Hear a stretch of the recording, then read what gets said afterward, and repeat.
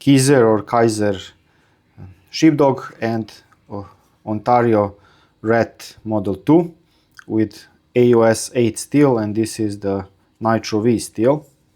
So the first impressions and experience. To put it really briefly, this is a tool and this is a toy. Yes, they can both cut, they're both sold and count as knives, but some different aspects, and boils down to design probably, and I'll share my experience so far. So let's start with this one. This is as good as you can imagine to get a robust tool that works okay. So very simple design, no nonsense. This is probably as thin as you can expect it to be without being too flimsy or having problems to not have enough purchase for the liner or any other lock to keep it locked. So about 2.4 millimeters is the nominal width, and hope I can show what I'm measuring here. So that's the full flat grind, and you can hold it like this if you need to get something really touchy and have more control. It's okay. I didn't manage to cut myself, but officially it hasn't got that finger choil, and in practice that's very good because it doesn't get stuck when you're cutting stuff. And this grip is very solid, very good. It's very comfortable. This side, or where the marking is, has a very square edge, so you can use it to throw sparks off that steel, the fire rod. This other side is not as good, and there's no need. One is enough, so you can make it work, especially if you're right-handed. If you're left-handed, I suppose you could get it closed and then work it. So the same principle. And overall it's a strong, good grip, not super heavy. This holds it fairly securely. It's a bit too rigid for every situation. Sometimes I would have preferred if it were not as rigid, but generally it holds it in place, and I haven't had problems retrieving it when needed. It's a bit lower, all this section and how it's designed, so this protrudes a bit more from your pocket compared to this model where this is designed completely different. So when you can see that this one is a bit easier to slide. This one holds more firmly, and you can see the difference of how much they print and how much they stick out. So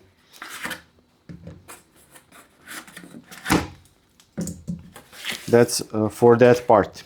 Now for the practicality and for the use, this one has this liner, no, sorry, not liner, but crossbar lock, so it's in theory very strong, stronger than this one, but this one seems strong enough, and the blade is lower, smaller, it's not as high, so you can get it more easily into things, and when you need to use a small blade. So one of the advantages of having a small blade is to be thin and relatively small, and of course sharp. So this one does it, and this one is a bit too bulky sometimes when you need to get it in between some places to cut something, and it has this big finger choil, so for a knife this size I don't think this makes sense. I would have preferred if it had longer blade, and this is both losing cutting edge length, and also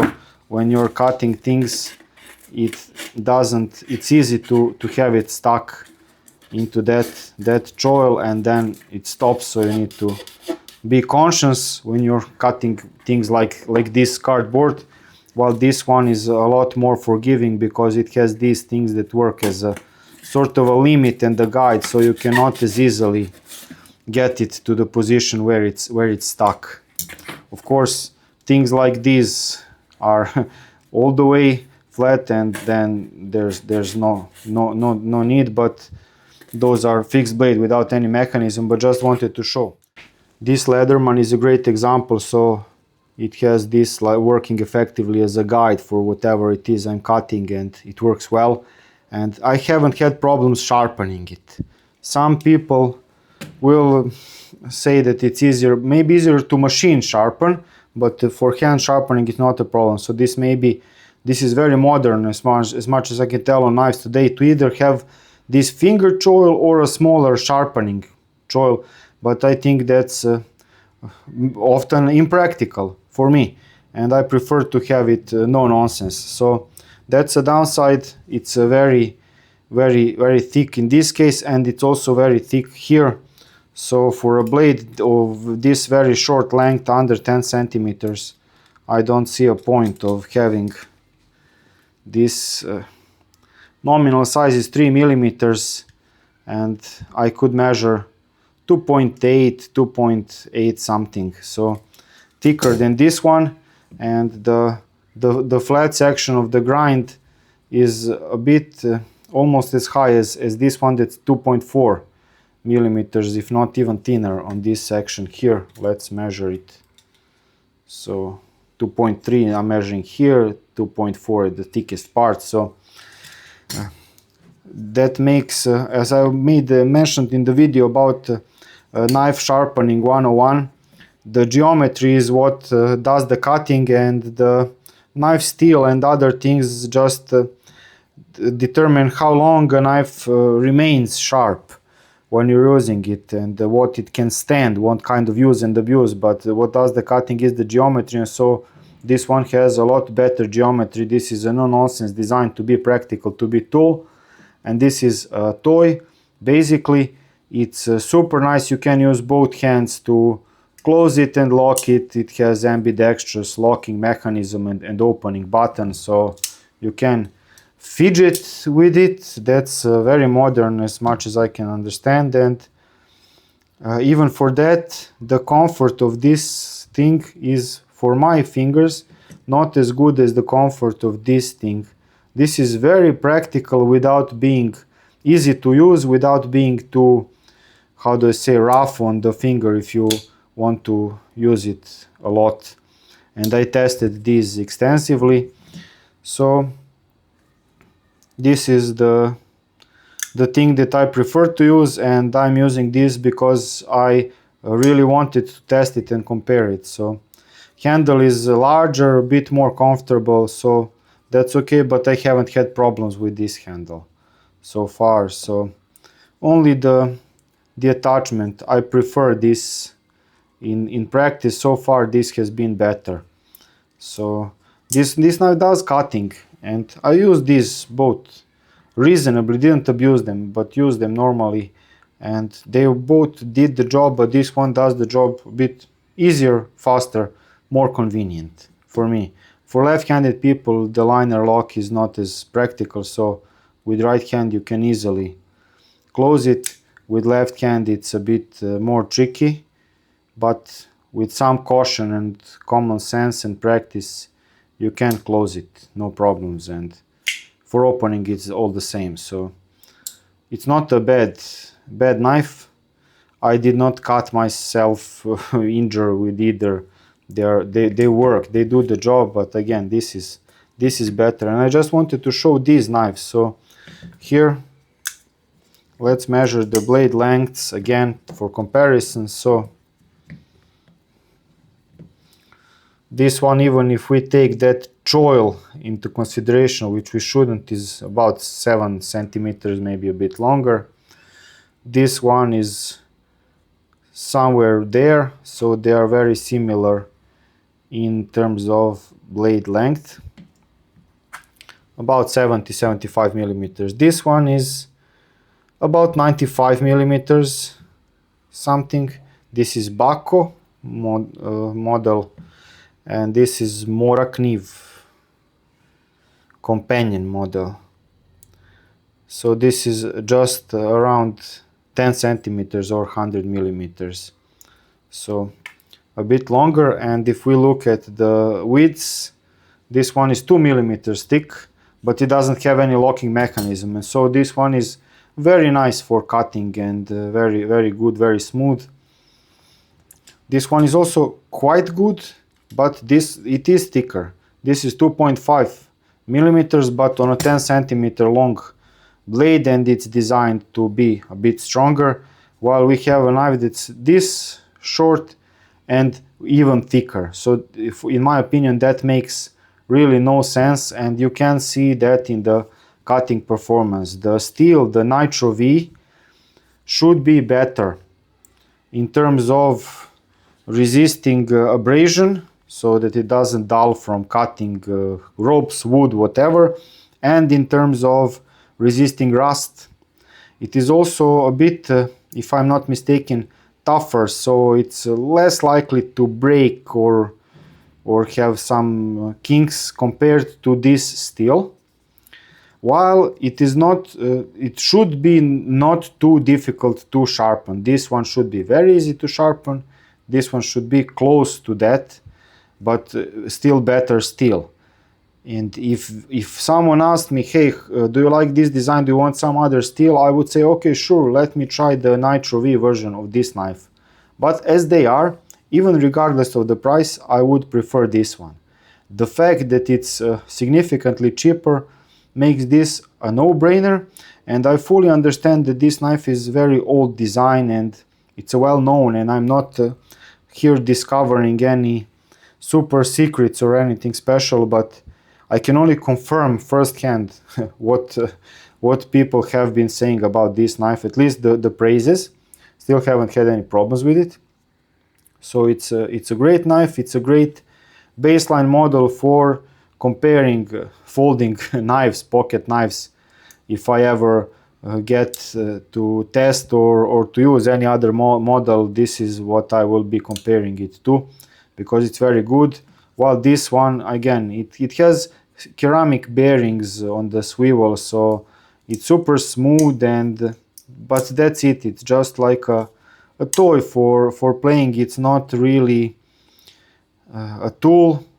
Even the design, I was expecting that, so I must say that I did have some prejudice, but I didn't let them get in the way. I really gave it a fair try and used both relatively equally, and I wanted to like it because the handle is so nice in hand and this is very practical, that I thought, okay, if this ends up being still useful, this is what I would prefer to carry. But no, it's not. It's a bit bulkier, not too much. It fits in the pocket, even that small pocket on the jeans trousers.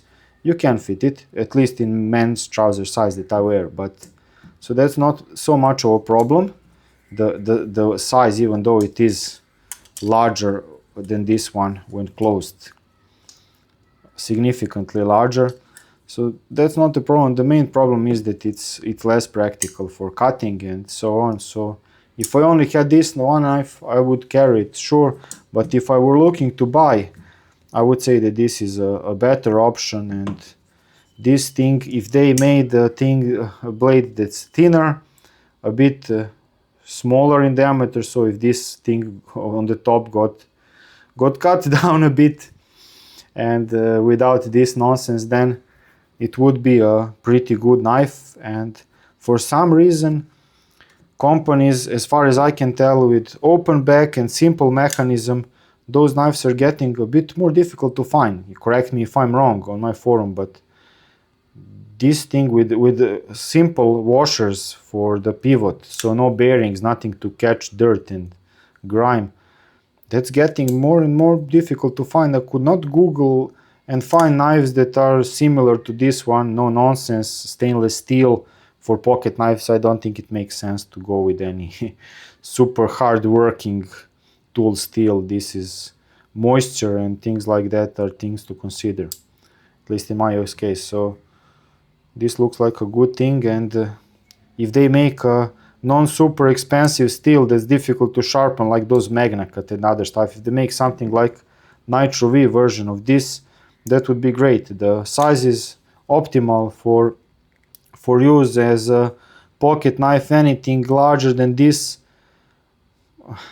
it's dubious. I think it's better to hold something like this, but okay, maybe some people really need the practicality of this and bit larger size, and in that case size, This company does make a larger model. It's called RE1 Model 1. This is Model 2. They have Model 1 which is just a size larger, so something like this blade.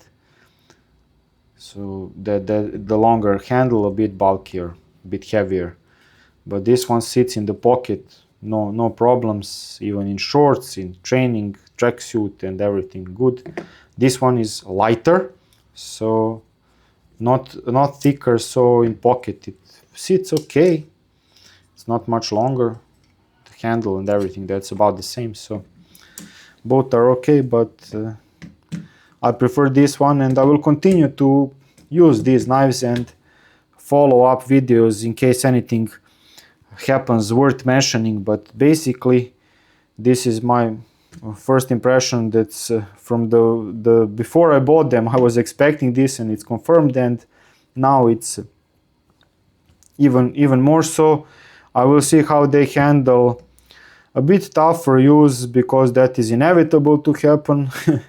And I will also see how well they fare with freehand sharpening on the stones that I use.